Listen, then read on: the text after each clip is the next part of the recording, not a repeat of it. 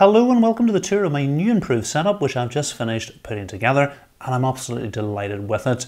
There was two reasons for doing it. One, I was looking for a better backdrop for my YouTube videos, and I think I've definitely achieved that. And the second was my previous setup.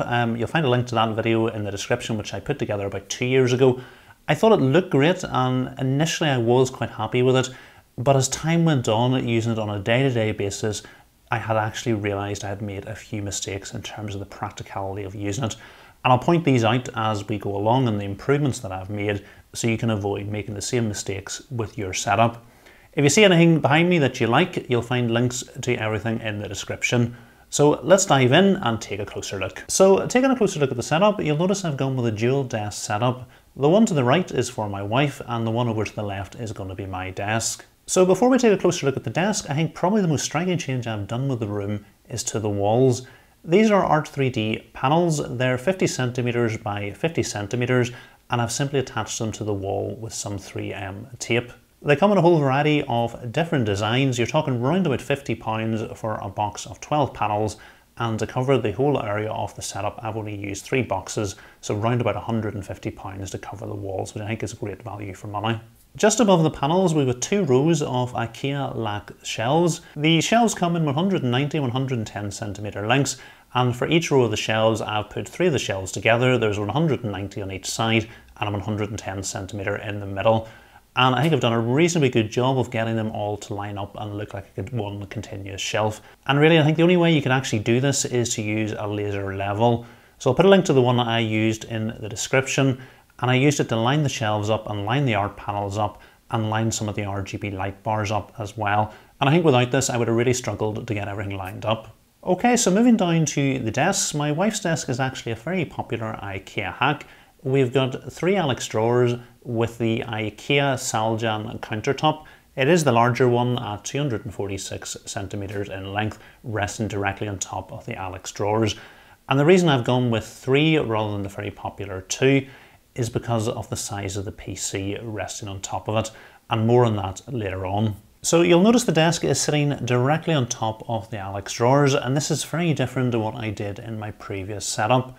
In my previous setup, I added in these little risers. They're 10 centimeters long, and they made the desk definitely look better, made it stand out more. The problem was it raised the height up of the desk by an extra 10 centimeters, so the height was actually 80 centimeters off the floor. And initially it was fine, but I did find it started to give me sore shoulders when I was sitting at the desk and had to put the chair up higher to compensate, so it wasn't a great seating position. About 6 months later, I then swapped it down for these slightly shorter risers. These are 5 centimeters, but again, it was giving me the same problem. The desk height was just not comfortable for me. And actually that's the reason why we've gone with the tabletop directly on top of the LX drawers. It's going to be about 70 centimeters up, and I think it's definitely a more comfortable working position. And that's a big reason why I actually ended up going with a standing desk for myself. So my desk is the Maidesite S2 Pro Plus stand sit desk, which I've made a full assembly and review of that desk on the channel. And again, I'll put a link to that video in the description. So going with a standing desk was my attempt to fix one of the problems I had made in the last setup, and that was I had gone purely on what I thought looked great, but it wasn't very functional to use on a daily basis. So with the stand sit desk, even if I didn't want to use it standing, I'm able to bring the position up and down even just by a small amount, and that relieves any of the pain that you're getting when you're sitting in the same position for a long editing session. And I could be at the computer maybe for 8 hours editing a YouTube video in one go. As well, having the option to actually raise the desk up into a comfortable standing position and break things up is just going to mean I'm going to be able to keep working for longer and without any pain. And as I mentioned before, the shoulders was a real source of pain with the desk being particularly high up, and this is going to completely change the way I work.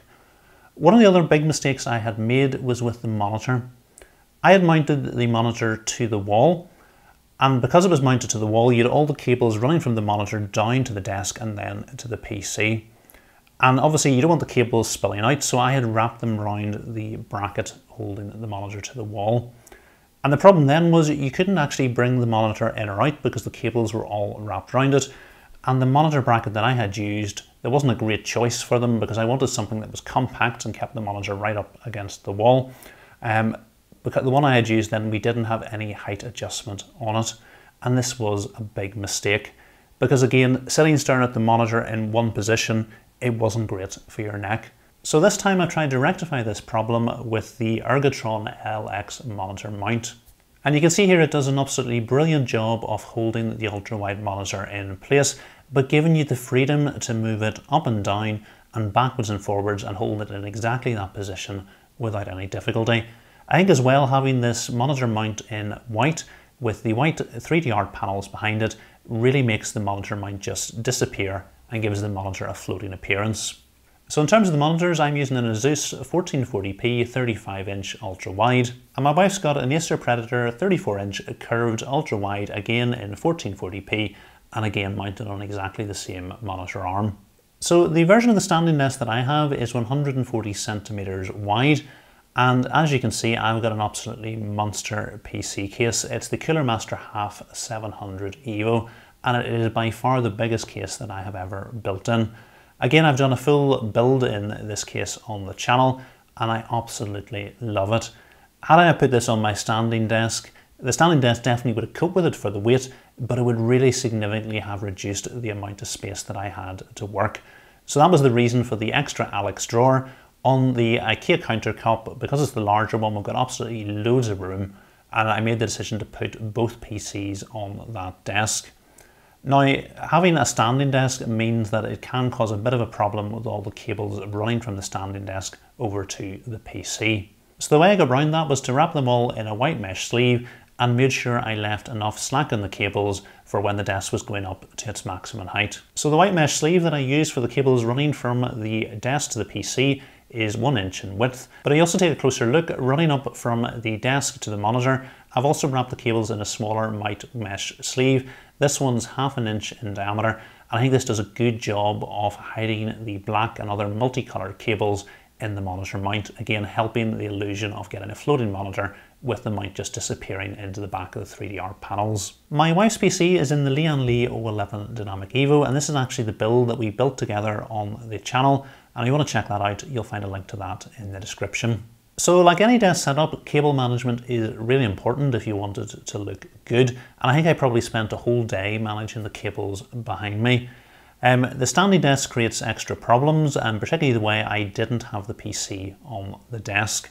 I've covered how I routed the cables from the PC to the desk, but one of the things I really simplified things was limiting the number of cables coming down from the desk. And the way I did that was running a power strip up to the underside of the desk and then plugging as many things into the underside of the desk as I could, meaning there was less cables actually running down from the desk. And in fact, I plugged the desk's own power supply directly into that power strip so that there was just the power strip cable running down in terms of power to the floor with whatever essential PC cables I had running down as well. And this desk was really easy in terms of cable management. It's got a cable management tray in the middle of it. I managed to fit all the cables into that.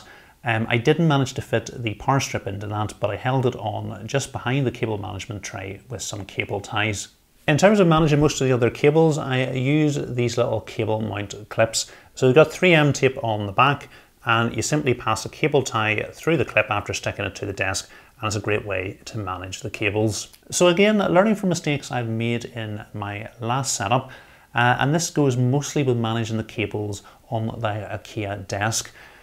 Because it doesn't have a cable management tray like the standing desk did, how I managed it the last time was actually using lots of 3M tape to stick all the power bricks for the monitors and the other cables for the amplifiers to the back of the Alex drawers.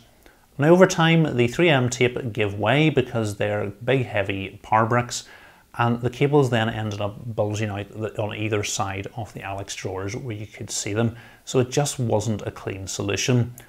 So what I decided to do this time was actually cut a hole in the back of the Alex drawers, allowing me to bring all the cables through into the bottom drawer, one on each side. And because I now had 3 sets of Alex drawers rather than 2, I wasn't really worried about giving up 2 drawers, one on each side, in terms of managing all my power cables and power bricks. This also has the other advantage of the fact that I can actually turn the individual switches on and off or plug in additional things if, for example, I want to change something later on.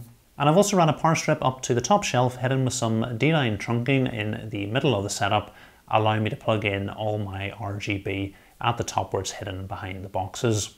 So moving on to the audio setup, in terms of speakers and amplifiers, I'm using the same on both desks. For the speakers, we've got the Yamaha NS-BP182 bookshelf speakers, and for the amplifiers, I'm using the Fosi Audio BT20A, and I'm obviously delighted with how this combination sounds. For microphones, I'm using the Rode NT USB microphone on the Rode PSA-1 boom arm, and my wife's using the MSI Immersive GV60 streaming mic. And for headphones, I'm using the EPOS H3 Hybrid, and these are just held in place on a little silver clip on the LX drawers. For my keyboard, I'm using the Corsair K70 RGB MK.2, and for the mouse, I'm using the Cooler Master MM731. And ever since reviewing this mouse on the channel, where I absolutely loved it, I've been really impressed with it. So much so that I got my wife exactly the same mouse in white. For her keyboard, she's using the Cooler Master CK731 65% keyboard in white. And we're both using the same extended mouse mats from TITANWOLF, and I've used one TITANWOLF mouse mat after another, and I've always been really impressed with both their looks and their functionality. So because my standing desk is significantly smaller than my wife's desk, I've tried not to add anything extra onto it.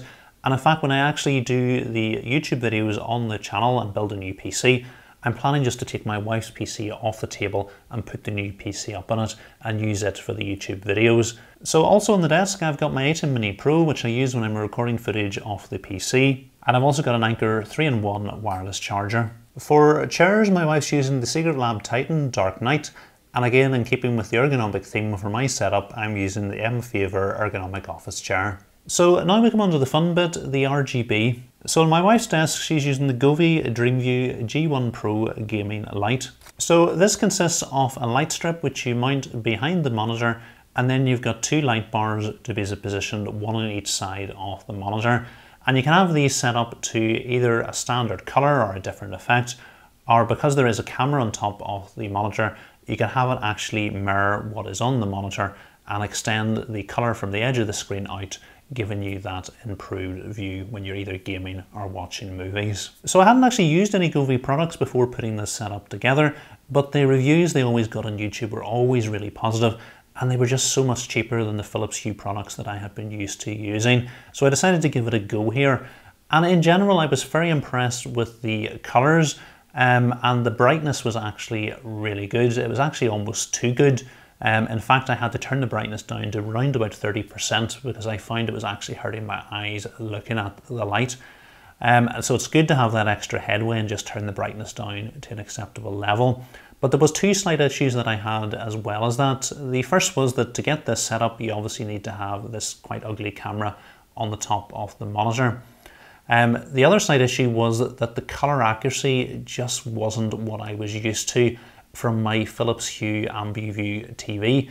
The color coming out the edge of that is incredibly accurate, and just looking at the colors coming out the Govee, while they look great and they're lovely and bright, they just weren't accurate, and I really noticed the difference. So after not being 100% happy with the Govee system, I decided to go with my tried and trusted Philips Hue products for the standing desk setup. And it's just a light strip that you fix onto the back of the monitor. And while it's definitely not as bright as the Govee system, the colors are much more accurate. And for me, because the Govee system is too bright for me anyway, this is going to be definitely much better for me in the long term. The other advantage for me with going with the Philips Hue system is that I have a lot of Philips Hue products that I was reusing. So I had a light strip on the back of my old desk, which I put on the back of the standing desk. And I had two play bars behind the monitor before, which have mounted one under each of the desks. So working up the setup, on the first shelf I've got a neon Live on Air sign, as well as two Govee Glide light bars. And as I've mentioned, all the RGB is plugged into a power strip which I've ran up to the top shelf hiding behind the boxes. On the top shelf I've ran a Govee RGB light strip the whole length of the shelves. So in terms of what I've got on the shelves, on the top shelf I've got a range of PC components and boxes, and on the bottom shelf I've got a range of Lego that my wife has actually built. She does run a channel called Lego Lady, And again, I'll put a link to the description if you want to check that out. In particular, the large Titanic that she has built, I think looks absolutely brilliant, and it's great to have this stuff on display. Okay, so that's my new improved setup, and I'm absolutely delighted with how it turned out. It was a lot of hard work over a week to put everything together, but definitely worth it as far as I'm concerned, because I think working at the standing desk is going to be so much more comfortable to do for long periods, but I've still got that really cool show desk behind for the YouTube videos, and it's also going to give my wife a better desk to work at as well. I imagine it's going to be a work in progress. There's going to be wee bits that I'm going to tweak over the next few weeks, some things that I think would have worked well but maybe haven't, or when I find better ways to do things. So you might notice a few changes over the next few weeks. So hopefully you have enjoyed the video. If you have, please remember to give it a thumbs up. And if you're not currently subscribed to the channel, please hit the subscribe button as well. Thanks for watching.